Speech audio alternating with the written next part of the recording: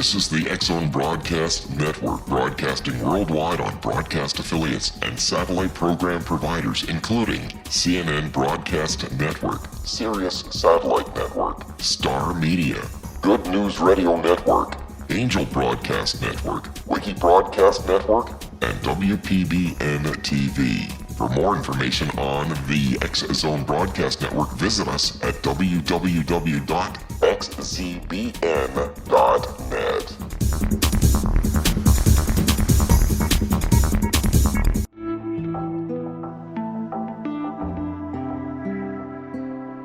Take a step back in time and discover old Florida cuisine at Marsh Landing Restaurant in Fellsmere. Enjoy delicacies such as frog legs, gator tail, catfish, and swamp cabbage, or enjoy the more traditional cuisine like hand-cut Angus steaks, ribs, and seafood. Join us for breakfast with a southern flair featuring sweet potato pancakes, biscuits and gravy, and much more. Planning a party? Marsh Landing's private dining room can accommodate groups from 8 to 80 people. While you're visiting, enjoy the historic pictures, artifacts, and stories that line the walls. Marsh Landing is truly a unique experience. Marsh Landing Restaurant, 44 North Broadway in historic Fellsmere, or visit marshlandingrestaurant.com. Marsh Landing, Old Florida cuisine at its best.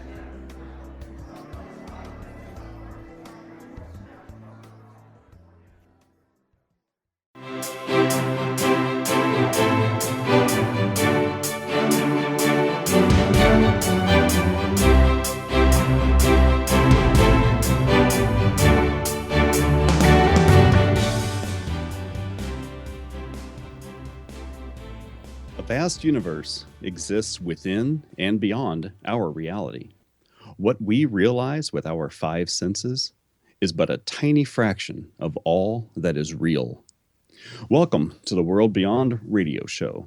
I'm Joe Weigant, your guide and advocate as we remove the blinders of our everyday lives and experience together all that exists out there in the world beyond our world. Welcome to the show today, folks. We have a very special guest with us today. Gwilda Wiyaka is a shamanic practitioner.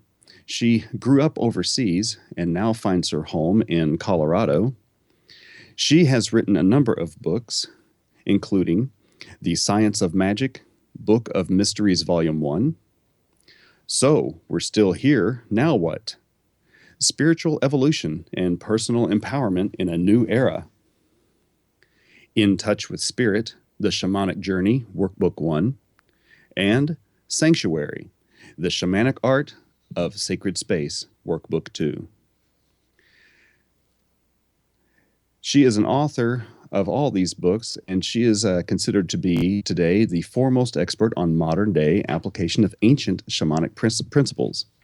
She has studied shamanism for over 40 years and has been a practitioner for 30 years.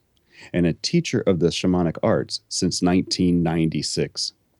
She is the founder and director of the Path Home Shamanic Arts School, a Colorado state-certified occupational school of the shamanic arts.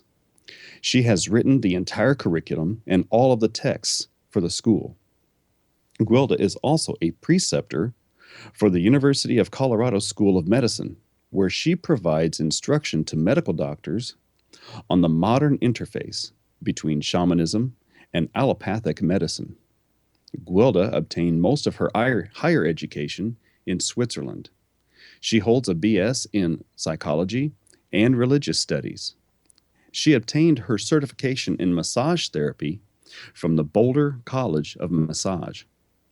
Gwilda has a private, long-distance shamanic practice and works with clients nationally and internationally via Skype or on telephone. An experienced inspirational speaker and a singer-songwriter with 4 CDs to her credit, Gwilda conducts workshops and seminars throughout the world. She is also the consultant for shamanic affairs at Relmar McConnell Media Company and the host of the very popular and syndicated international radio show, The Science of Magic. Welcome to the show today, Gwilda. It is really an honor to have you with us. Oh, Joe, thanks for having me. It's always fun to work with you. Oh, we've done this twice before when I was on your show, and so it's really really a pleasure to have you over on our show to talk about shamanism today. We should have a good time. Oh, it's going to be fun. So, as a shamanic practitioner and a teacher, and the author of an author and the radio show host, what is the main focus of your work today? Well, I actually, at this point in my life, I really feel that we're going through a lot of changes planet-wide, and I think our societies are all under stress. And my main thrust at this point is to bring leading-edge information to people, to give them tools to work with the changes that we're undergoing, so we can find some decent options for what seem to be insurmountable problems that we've got going on out there. Oh, that absolutely, I agree with you. That's part of what I'm trying to do too, is get people to look at things in a different light. So your activity, your focus of your work is bridging the chasm of science and magic. So why is this important to today's work? Well, the scientist and the magician or the mystic are both looking for the same thing. They're both looking for truth, and they're looking to nature for it. The scientists, get random facts, and they do these studies that we can talk about later. But anyway, when you get the observer effect, we don't know how accurate the studies are. And the mystics work at the quantum level. Well, until the two come together, we're really not going to know the truth out there, because it's very polarized, and they have very differing opinions, and yet they're working with the same thing. And I really feel that as we get these wonderfully educated people from both fronts to come together and find common ground, that we're going to find a deeper meaning, a deeper truth to life than what we have if we're just looking at one or the other. I've had a lot of people who study esoteric concepts and mysticism and those kinds of concepts here, but I haven't had too many scientists on the show. But that is interesting that even though they both approach the same topic from different areas, they both should arrive at the same conclusion. Unfortunately, that might not be the case at every time. Well, I'm finding that as we compare what they're coming up with and what the mystics are coming up with, that then there's a third option, a deeper meaning that really kind of comes true. A lot of mystics have gotten very dogmatic about what they're doing, as have the scientists. And if you bring the two together, you filter out the dogma, and you're getting like I said, a much deeper level of the truth. Outstanding. Well, we're going to take a break here for just a few moments, and we'll be right back. You're listening to The World Beyond Radio Show. I'm your host, Joe Weigant, and our special guest today is Gwilda Wiyaka, a shamanic practitioner. Stay tuned, folks, and we'll be right back in just a minute.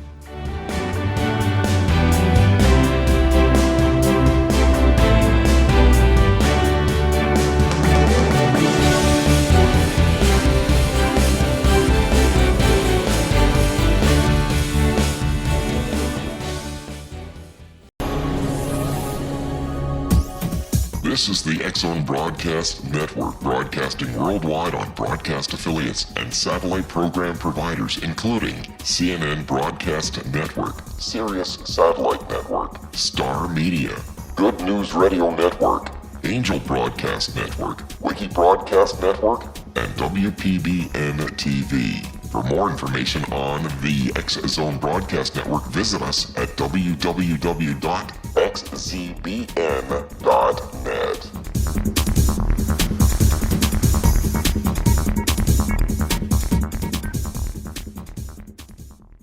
How would you like to be able to read other people's minds? Well, the next best thing is here. When you know how to read a person's name, you know how the person thinks, feels, and behaves. Each letter in our name holds a key to unlock our true essence. Our name contains both our gifts and challenges in this lifetime. Mnemology science discovers personality secrets hidden in the placement of the letters of our names, including the first and last impression people remember about us. Sharon shows us how to interpret the arrangement of letters as outlined in her book, Know the Name, Know the Person. Sharon Lynn Wyeth created mnemology science after 18 years of research and testing her theories, and has supported thousands of people around the world in understanding themselves and others better. You'll enjoy Sharon's unique teachings as she shares her system to learn the gifts behind your given birth name. Even if you don't like your birth name, there are jewels in this book. If you're thinking of changing your name, ready to name your child, or wanting to get along better with others, this is the book for you. If you'd like to improve your relationships and change your life for the better, get the book today, Know the Name, Know the Person, or visit www.knowthename.com. That's www.knowthename.com.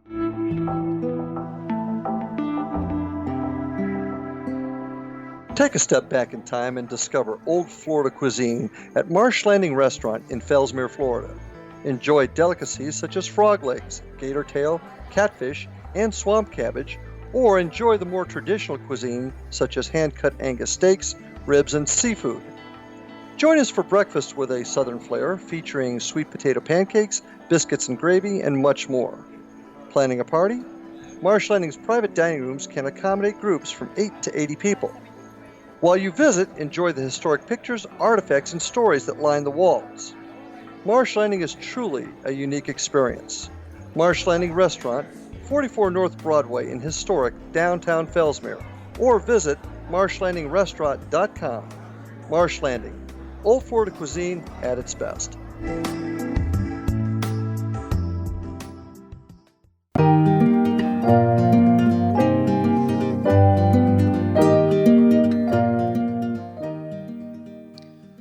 Welcome back, folks. You are listening to the World Beyond Radio Show. I'm your host, Joe Weigant, and we are talking with Gwilda Wiyaka this hour. She is a shamanic practitioner, and we're going to be discussing things about personal empowerment and spiritual evolution. Gwilda, your show brings guests on from a number of different teachings and various topics, and you've written about a number of these kinds of things in your latest book. How do your radio show and your book support spiritual evolution and personal empowerment? Well, again, like I said, we're bringing together science and magic and bringing in these different viewpoints. And we've been living in a system where we believe in our own disempowerment, and we don't realize how much spiritual power there is absolutely available to us if we simply process ourselves enough to stand in the center and be accurately anchored to here and now versus worried about the future or worried about the past. And very few of us are real present. But in the moment, what we're finding is there is an access point, if we're present, to the power at the quantum level. And that's what magic has dealt with all along. And now that we're getting the quantum physicists involved, we're finding a lot of agreement. And so we're finding that if we can use, a lot of the magical practices, in other words, ritual that helps you access the quantum level, that's what it's all about, and at the same time honor the scientific principles, that we can really come up with solutions to problems that don't have any other answer. So from our old reality, it's hopeless, but we can create a new reality where it's just a thought away, the solution to some problems that right now seem very overwhelming. On another note, magic has been described as the use of matter, or the use of power to direct matter according to will. Now, is science also going along parallel to that front, or is science merely discovering how magic works? Science is really at this point discovering how magic works, because let's go back to what I brought up before, the observer effect. And the scientists have finally decided there is such a thing as the observer effect. And the observer effect is that the opinions or the expectations of the observer can affect outcome of experimentation. Well, that just makes all experimentation pretty much defunct, doesn't it? Yes. And we're standing back trying to be neutral, but even our neutrality affects outcome. And so the magicians are working at how to use that observer effect, if you will, to affect outcome that you choose, to engage your will and to be very conscious about what you're willing in order to use that observer effect to create an outcome, which is basically manifestation. So through these rituals, we're affecting matter at the quantum level. And that's the soup before things become physical. And science is studying them after they're already physical, but unwittingly have been affected what becomes physical with their expectation. I read last summer about quantum physicists have now talked about that very thing, the observer effect, and they refer to that as quantum Bayesianism. And they never actually applied it to the use of magic or to the use of using energy and matter together like that. And I think that's a very astute bridging of concepts that you've done there, is to apply that observer effect to the observation of magical principles. Well, for whatever reason, that's kind of been my job, and that's why I actually started the Science of Magic radio show, is because I work, like you said in my bio, I'm a preceptor for the University of Colorado School of Medicine. And so what I do there is I teach doctors about the interface between shamanism and medicine. And there's, one shamanic form is medical intuitive. And that's a beautiful bridge, because using shamanism, you can look into the physical body and see what's going on there, and the docs can use that along with their MRIs and CAT scans and everything else, and they find that I'm 99.9% accurate when they back it up with a CAT scan. So this has been around since forever. We've been doing these kind of healings since forever, but we never put it into a scientific framework. And that's one of the points I was making about why, if they come together, I'm a heck of a lot cheaper than a CAT scan and a lot less invasive. But we have to have good training for our magical people, and magic has gotten very dogmatic over the years. So along those lines, how do you define shamanism? Well, now this is my definition. There's as many shamanic practices as there are nationalities on the planet. Sure. But this is kind of where I've gotten to it in my 40 years of working with it. So shamanism is an organized set of rituals that helps the practitioner focus their ability to manage matter at the quantum level. And over the years, people have just started to worship, if you will, or the rituals themselves, and miss the point that they're just a vehicle to get to what we are is our birthright, and that's our ability to be co-creators of our reality. Outstanding. So how do you see shamanism taking a part of the evolutionary process? Well, we've been a long time in what I call the long dark. In other words, the planet's been moving through, or the solar system has been moving through a slower moving, dimmer part of the galaxy. And now we're moving into an area that has much more luminosity and brightness. And this is backed by a lot of scientific studies where they're recognizing that the sun's moving into this higher frequency. The frequency is affecting the heliosphere of the sun, which of course then affects all the planets. And all the planets are heating up. It's not just the Earth. We have global warming, but all the planets in the solar system are heating up as a result of this.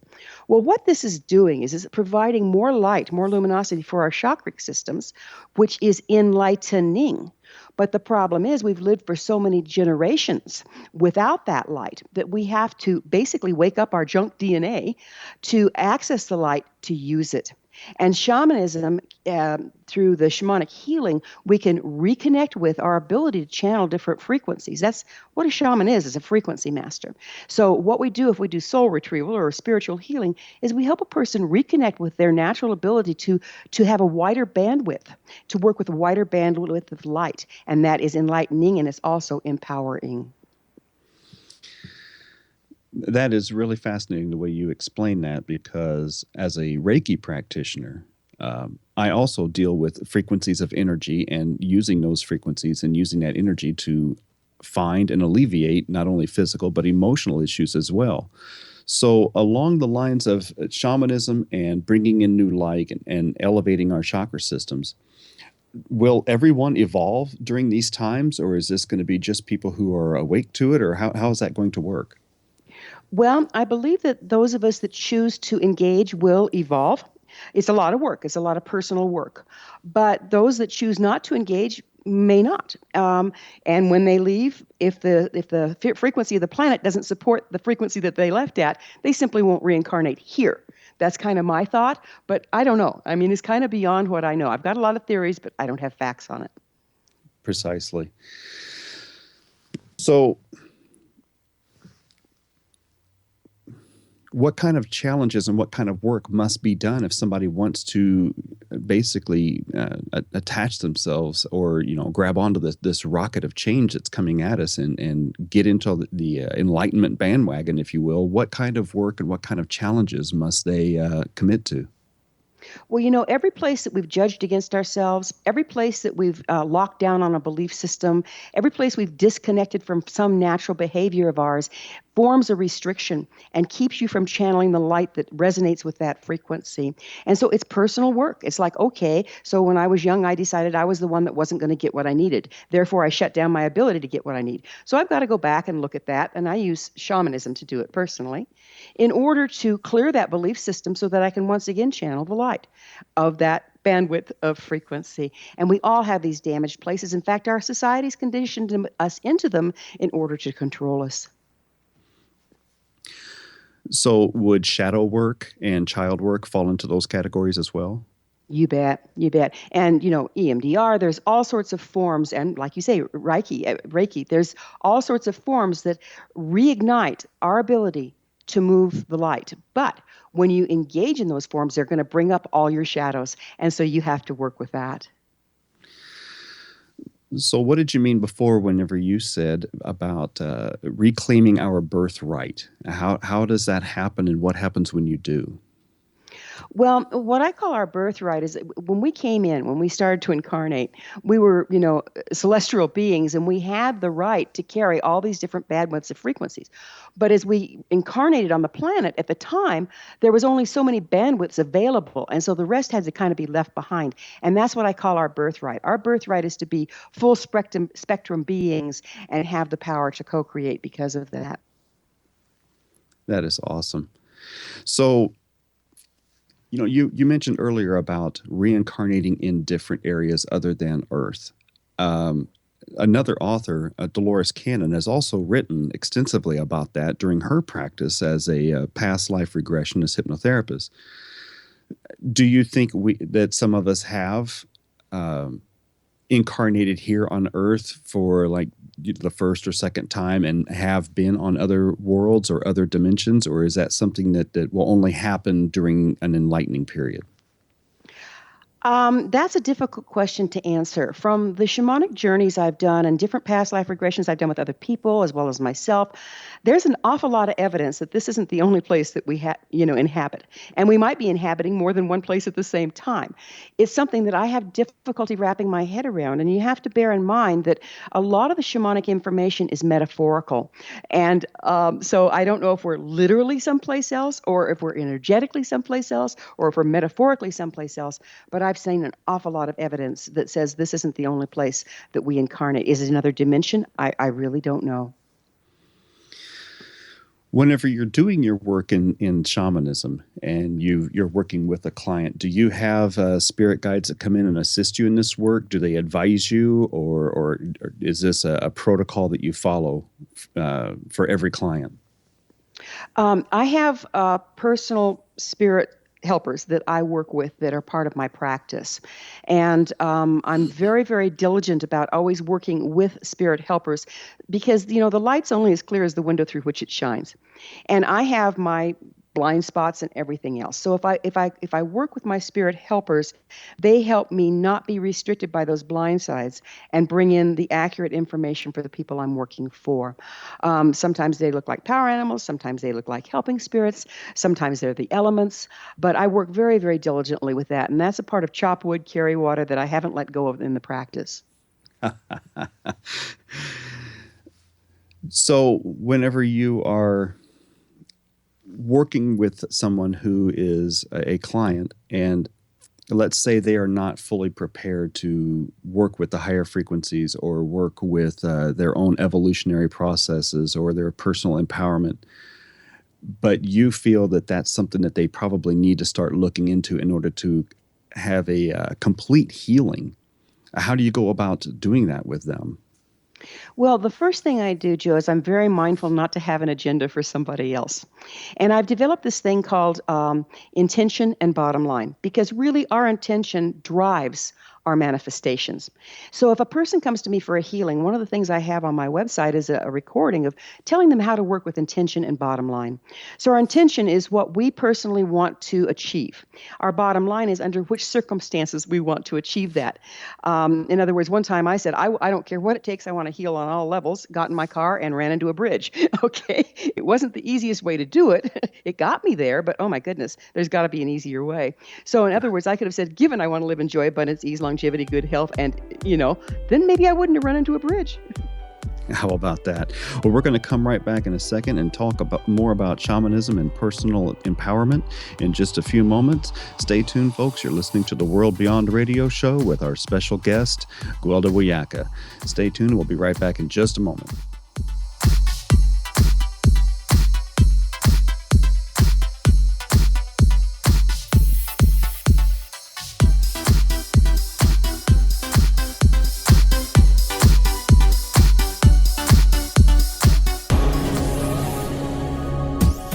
This is the X-Zone Broadcast Network, broadcasting worldwide on broadcast affiliates and satellite program providers, including CNN Broadcast Network, Sirius Satellite Network, Star Media, Good News Radio Network, Angel Broadcast Network, Wiki Broadcast Network, and WPBN TV. For more information on the X-Zone Broadcast Network, visit us at www.xzbn.net.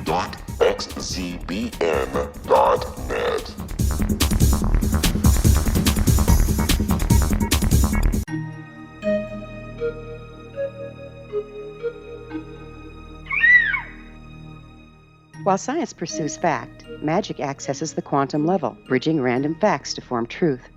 As long as science and magic remain separate and polarized, the truth cannot be known. I'm Gwilda Wiyaka. Join me on the Science of Magic radio program, dedicated to unification and evolution of consciousness.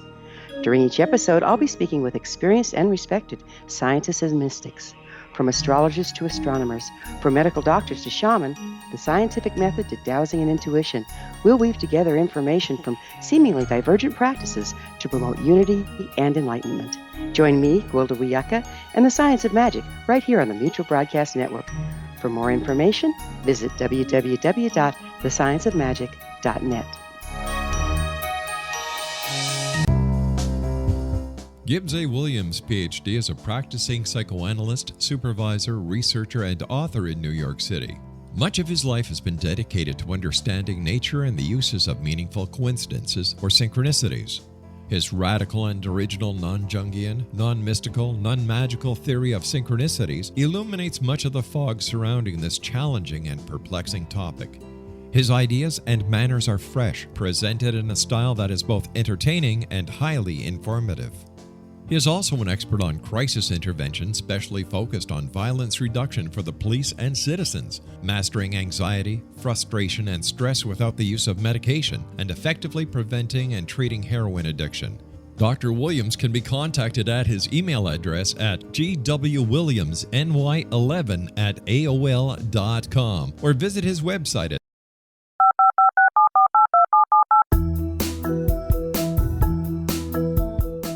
Did you know that when you're on the road with limited data or Wi-Fi, you can still listen to the X-Zone Radio Show with Rob McConnell, The Science of Magic with Gwilda Wiyaka, X-1, Dimension X, Space Patrol, and every minute of the X-Zone Broadcast Network by calling 213-401-0080, courtesy of Audio Now. No smartphone, app, or internet needed. It saves your data plan and it's free if you have unlimited minutes. Call 213-401-0080 to listen on any phone, anytime, anywhere. Remember 213-401-0080 for the best of the paranormal, parapsychology, and sci-fi radio programming anywhere, 24/7, 365.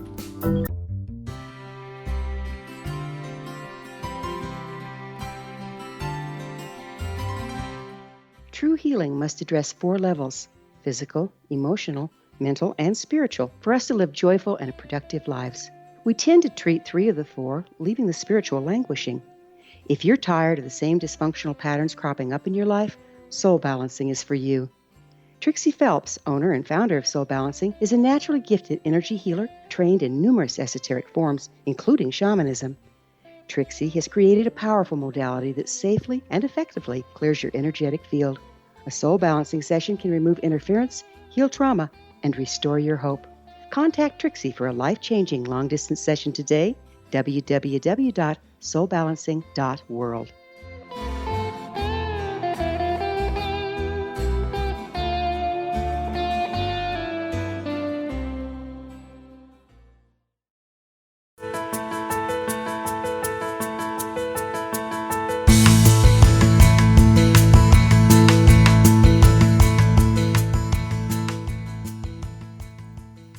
Welcome back to the World Beyond Radio Show. I'm host Joe Weigant, and our special guest today is Gwilda Wiyaka, and we are talking about shamanism and how it helps to develop a spiritual evolution and personal empowerment. Gwilda, when somebody is looking into shamanism for the first time, what would they expect to find if they were to go out and try to find some more information about that? Well, that's what's interesting is because, as you know, I have a Colorado State certified occupational school of shamanic arts, but there's no regulation on shamanism. So someone can go out there and take a weekend workshop and hang up their shingle. Or not even take the workshop and hang up their shingle. And they wave a little bit of sage around and they call themselves shaman. And because it's not regulated, there's no way to tell. So you really have to do your research to see, where did this person train? What do other people say about them? What results have they gotten for others? Are they certified? If they're certified, who are they certified by? And who were their teachers taught by? You really need to look into it because, all are not created equal. And like I said, with no regulation, you have no way of telling. However, you can go and find a doctor, and they aren't all created the same either. So somebody might have graduated from the same school, have the same degrees, everything else, but one just is more gifted than the other one. So it's not really different, but you have to pay closer attention because at least with a doctor, they've had to pass their state boards, et cetera, et cetera. Yeah, I've been telling people for years, even D students get their doctorate. Exactly. You might not have the A student valedictorian whenever you go to your practitioner. So, can you describe for me the process of how soul retrieval works? Sure. Before I tell you how it works, I'm going to have to tell you what causes the problem in the first place. Absolutely. Soul loss, you never lose your soul. It's just a common term people use in the shamanic circles. But soul loss is when you've disconnected from part of your natural frequency expression usually through trauma. And we suffer soul loss various times throughout our life. So as we grow up, just even socialization creates what we call soul loss. You've disconnected from part of your natural expression in order to fit in. But in our culture, we never go back and revisit that sort of thing. And pretty soon, your frequency is being compromised, okay, because you've let go of this, you've let go of that. Your frequency is compromised to the point there's a level beyond which you can't maintain physical, emotional, spiritual, and mental health because your frequency is so low and you've lost so much of your natural expression. Now, a shamanic practitioner will go in and do what they call soul retrieval. And our job as a shamanic practitioner is to be a frequency master, and that's why we have to stay in process all the time. So I would go in and I'd say, okay, what's your intention and bottom line, like we're talking about? They say, well, I want to achieve this in my life. Well, then when I go in, what I'm shown is what frequency disconnect is standing between them and what they intend to achieve. That's all I have to look at. Then I align with that frequency, bring it back for them to align with. Then they have to do the integration. So I brought back the frequency or the spiritual aspect, the quantum level aspect. But they've still got these burnt rutways, neurological pathways that they have knee-jerk reactions. So it's their job to stop when they come up with a choice like this and go, oh, but I've got other options now. And so that they start to embrace the new options. Because if you don't bring them into your life, you can have the frequency, but if you don't use it, it's not going to change your life. And then they have to mentally figure it out. They have to emotionally move through whatever caused the original trauma. And then it can start to manifest physically in your life or in your physical health. That is a very unique way of describing that, because I've seen it described a number of different ways, and I've talked to other people who practice shamanism, and they have used a lot of other different terms. But that, for me, since I deal so much with energetic work, that really resonates. And I'm hoping that will also resonate with some of the people listening in, that it's not as woo-woo as sometimes people like to describe it, that it's actually scientifically and frequency-based as well. Yes, absolutely. And the woo-woo way of describing is simply because the shamanic journey is an interactive dream. We have metaphors that come up there, spirits of this and spirits of that and places, and it can seem very magical, but it's really what we're doing there is we're we're going into theta brainwaves, and we're having whatever's happening at the quantum level, a representation of it is being painted, if you will, on the imagination. And then it's the mind's job to translate that information. Well, people get caught up in the dream. They get hooked into the dream and all the metaphors and think of them as real. And that's why it starts sounding really woo-woo.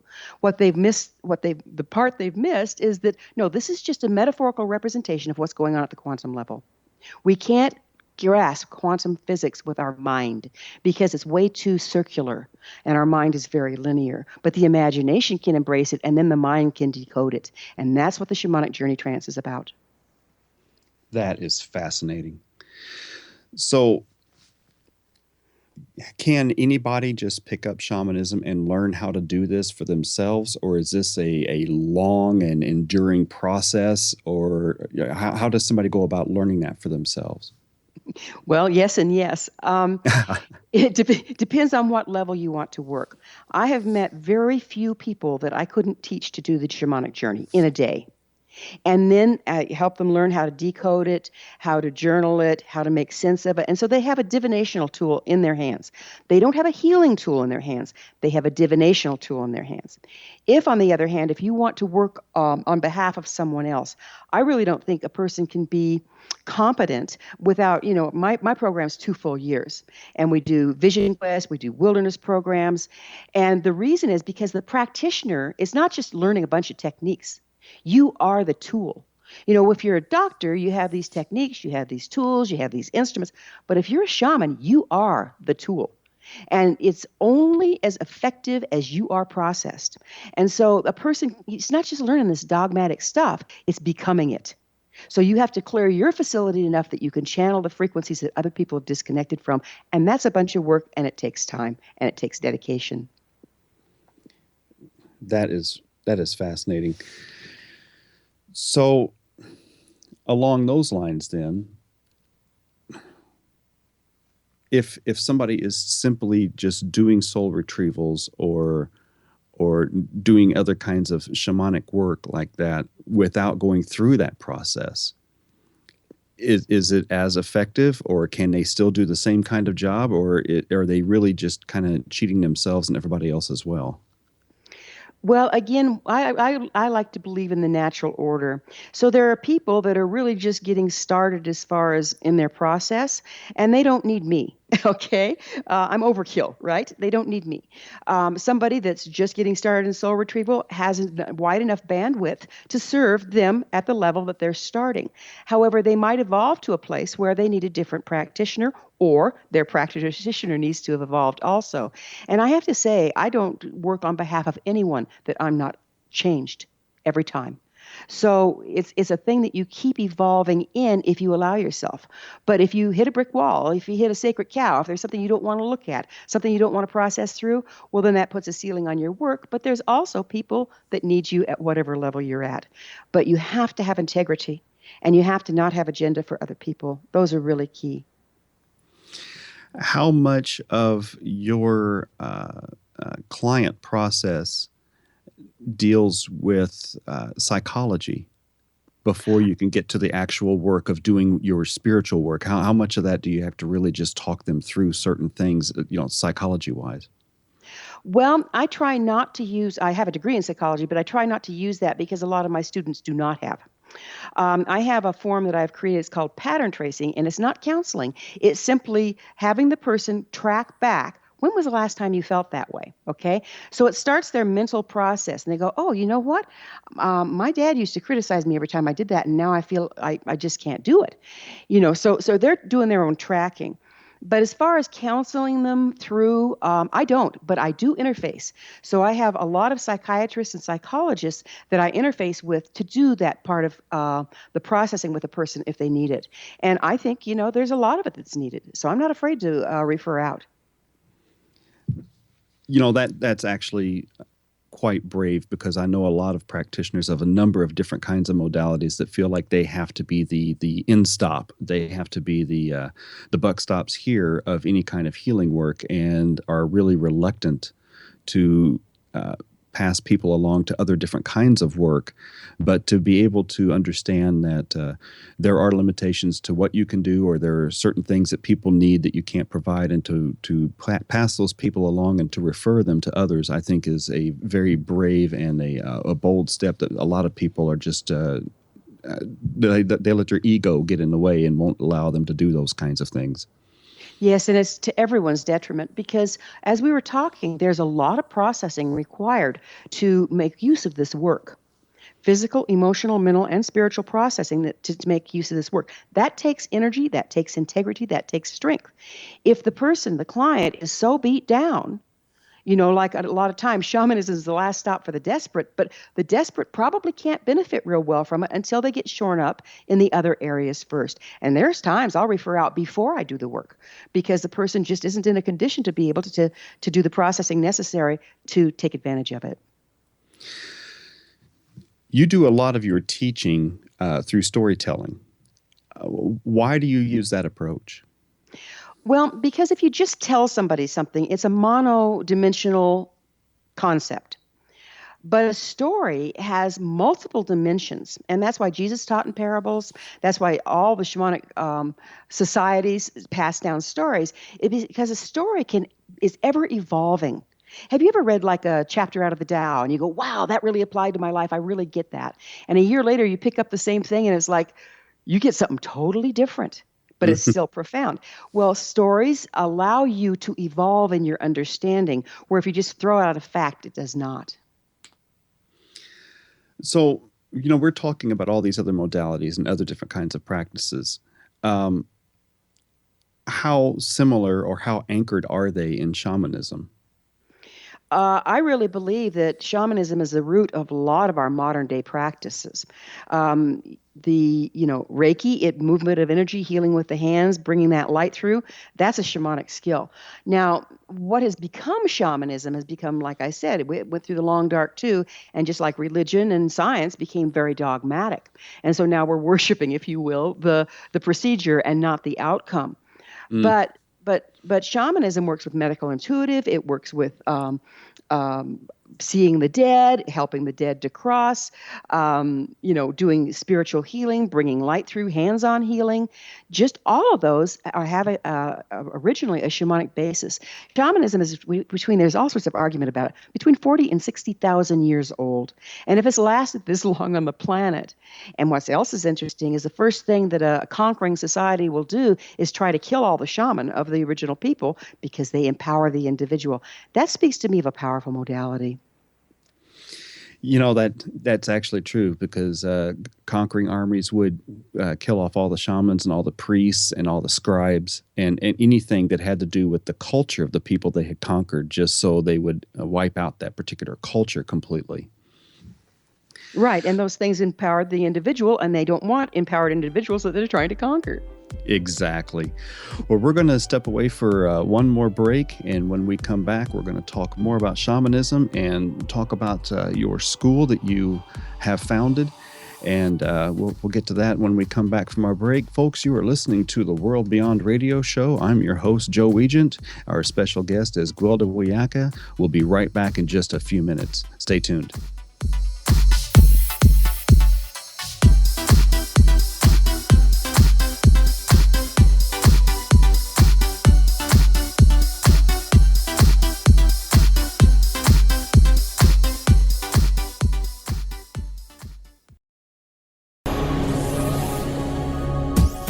This is the X-Zone Broadcast Network, broadcasting worldwide on broadcast affiliates and satellite program providers, including CNN Broadcast Network, Sirius Satellite Network, Star Media, Good News Radio Network, Angel Broadcast Network, Wiki Broadcast Network, and WPBN TV. For more information on the X-Zone Broadcast Network, visit us at www.xzbn.net.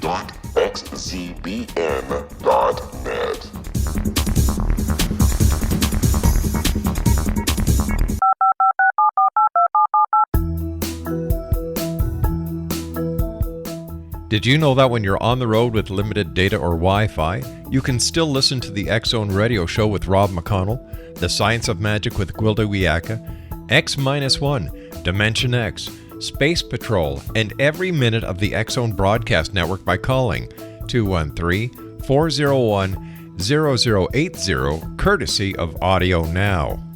No smartphone, app, or internet needed. It saves your data plan, and it's free if you have unlimited minutes. Call 213-401-0080 to listen on any phone, anytime, anywhere. Remember 213-401-0080 for the best of the paranormal, parapsychology, and sci-fi radio programming anywhere, 24/7, 365.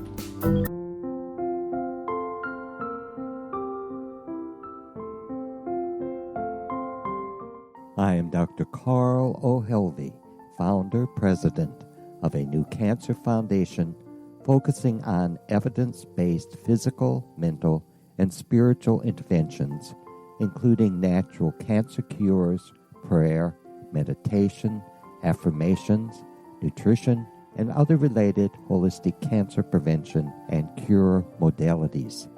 These are used in cancer education, research, and financing care. I ask for your help to continue this important work by donating at www.holisticcancerfoundation.com.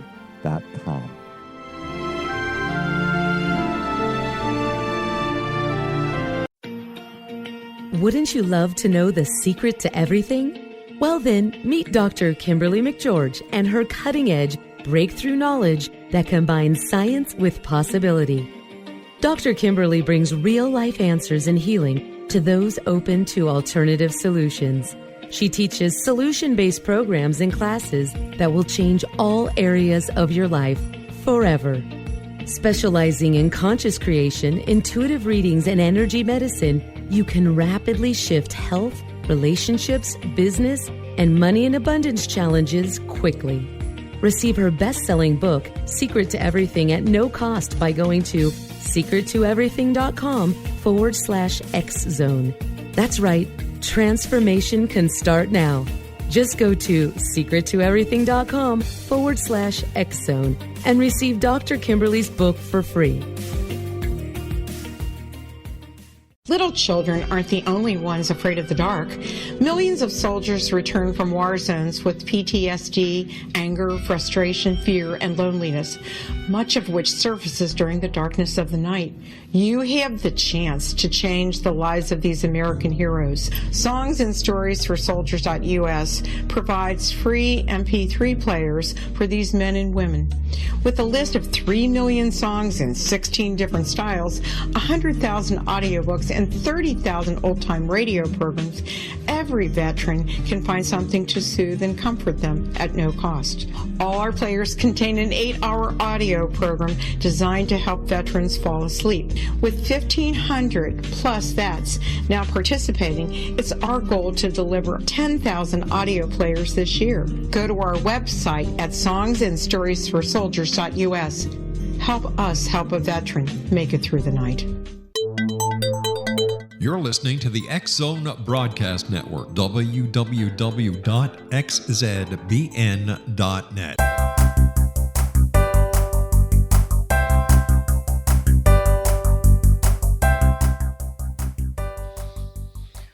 Welcome back to the World Beyond radio show. I'm your host, Joe Weigant, and we are bringing you the very best in alternative health, paranormal, supernatural, and spirituality topics and concepts. Our show is produced and brought to you by the ever-growing leader in New Age, paranormal, alternative health, and spiritual programming, the X-Zone Broadcast Network, and Relmar McConnell Media Company, at their corporate headquarters and master control in Ontario, Canada. To learn more about the World Beyond, your host, or a wealth of other amazing radio shows and their hosts, please go to www.xzbn.net. If you wish to contact me about being a guest on the show or for more information, you can email me at Joe Weigant, that's Joe, Weigant, at xzbn.net, or visit any of my websites, paranormalpeace.com and reikichoice.com. Our guest this hour has been Gwilda Wiyaka. She can be reached at email tsom.radio@gmail.com. She can also be found on her websites, if I can find them. Gwilda? I'm having a hard time relocate. Here we go. Here we are. We have the websites now. GwildaWiyaka.com. That is GwildaWiyaka.com. TheScienceOfMagic.net. That's all one word. TheScienceOfMagic.net. And FindYourPathHome.com. All one word. FindYourPathHome.com. Gwilda, you have been running your own shamanic arts school for the past several years, and you have been able to get your school certified by the Colorado State Organizational School Certifications. Why were you inclined to have your school certified through the state? Well, it was an amazing thing. It's not like I woke up one day and say, "Oh, I'm going to have a trade school," Actually, I was getting ready to hold a class called Shamanism for Practitioners of the Healing Arts.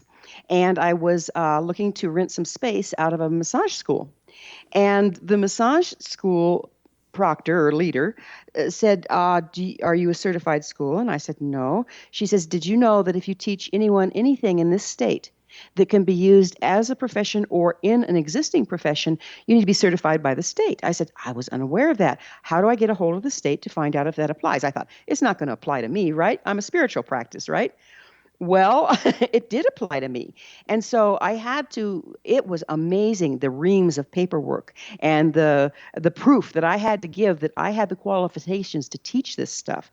It was an amazing process. And the women at the Division of Private Occupational Schools were just angels. They were so kind and helped me through. I mean, there's like these things you fill out. Okay, so what materials do you need for this class? I'm going, let's see. You need a drum, a rattle, some sage. You won't need a cauldron for this one. Finally, one day I was so frustrated. I said, this is like trying to fit a square peg into a round hole. And one of the ladies at the state, she says, I like to think that we're fitting it with a diamond, And I went, oh, that's so sweet.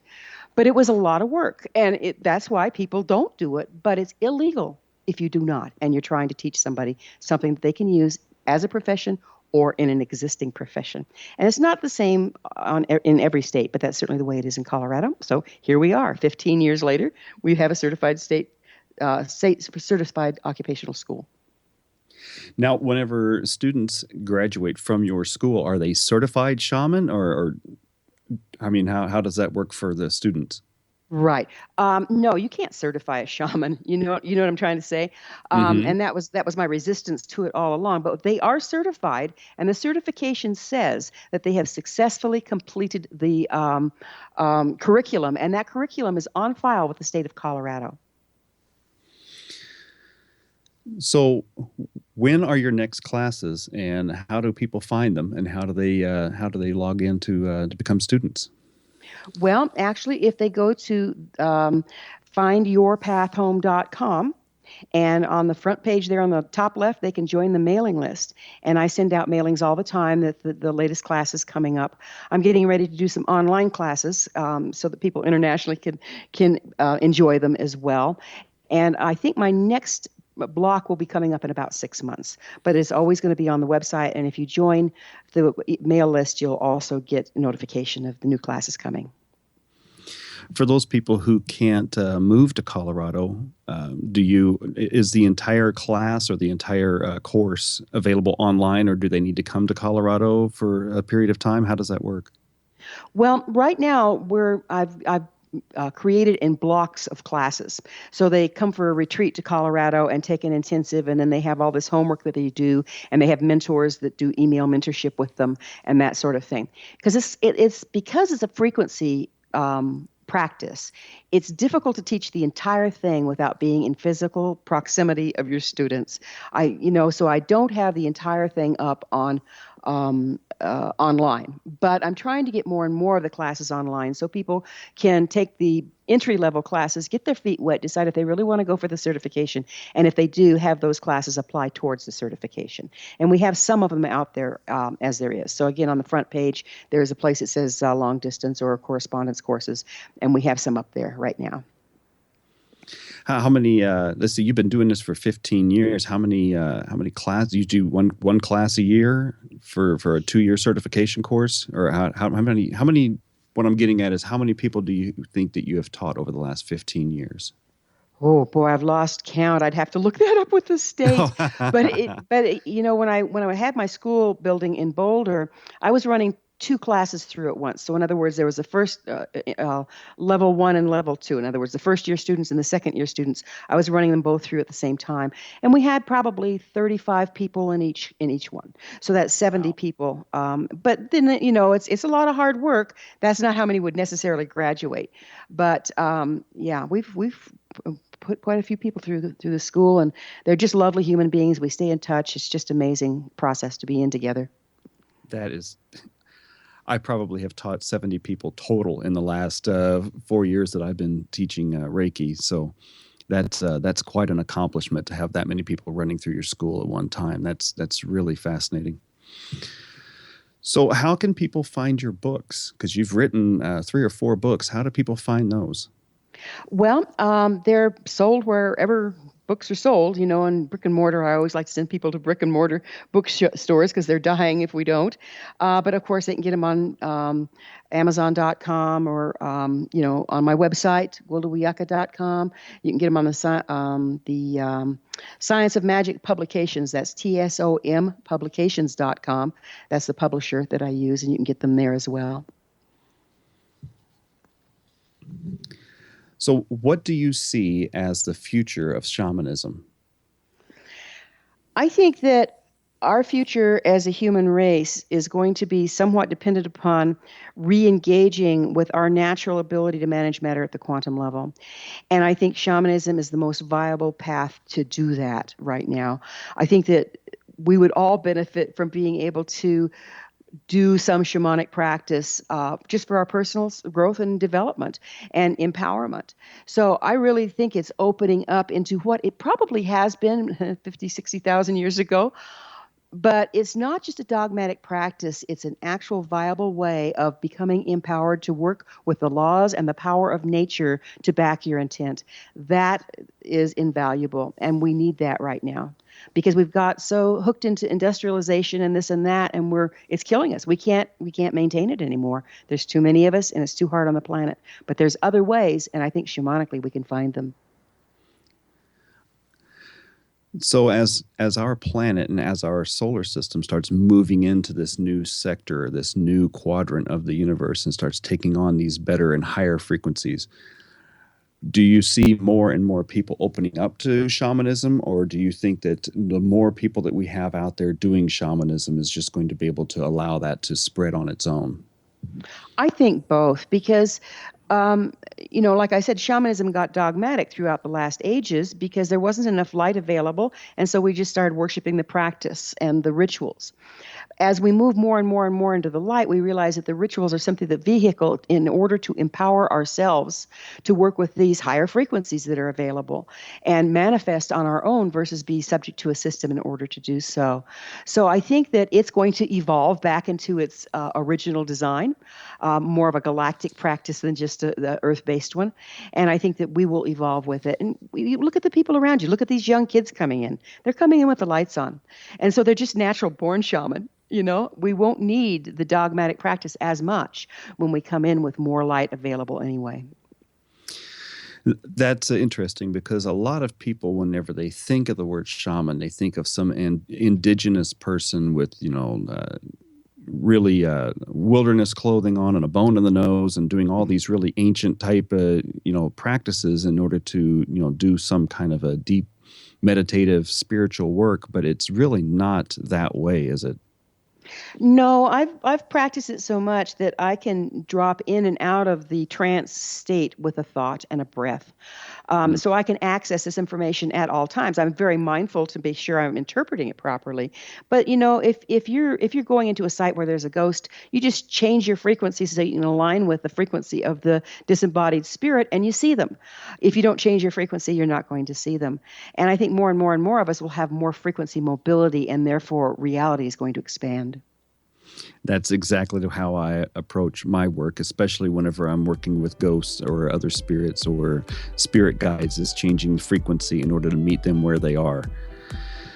Gwilda, it has been an absolute pleasure to have you with us this hour. And I really hope that we can have you back again and talk more about this topic. This is just some fascinating work. Well, Joe, thank you so much for having me. Absolutely. Folks, you have been listening to the World Beyond radio show, and I am your host, Joe Weigant. Please visit us again as we talk about more things out there beyond our world. Thank you much, folks.